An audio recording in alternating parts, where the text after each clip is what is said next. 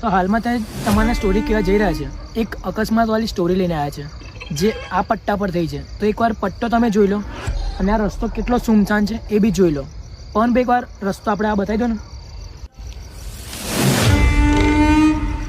તો હમણાં હાલમાં 11 વાગે છે અને અકસ્માત થયું હતું રાતના 1:30 વાગે.